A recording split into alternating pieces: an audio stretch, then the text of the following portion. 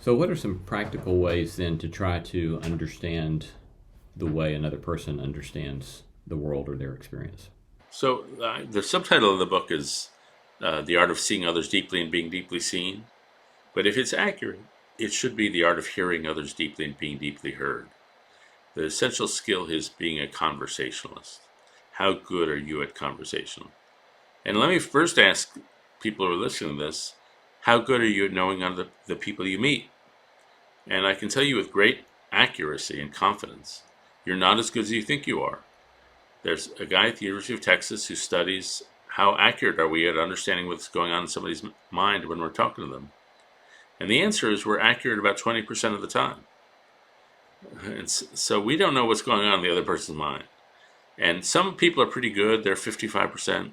Some people are terrible, they're 0%. They never understand what's going on in somebody else's mind. They're social idiots, but they think they're accurate 100% of the time. So if I'm going to understand what's going on in your mind as I'm talking to you, it's not good enough for me to guess. I have to ask you.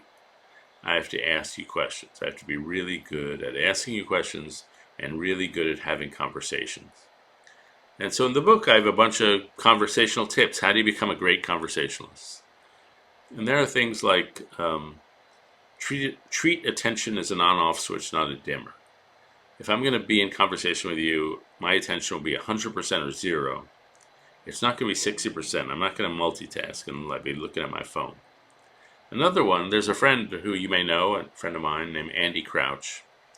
And when you talk to Andy, it's like you're talking to a Pentecostal charismatic church. He's like, yes, I agree. That's good. Amen. Preach that. And so what I learned from Andy is be a loud listener. When somebody's talking to you, react. And you can either react verbally like Andy does, or if you go on TV and look at an Oprah interview and turn the sound off, you see her facial expressions are changing depending on what the person is saying.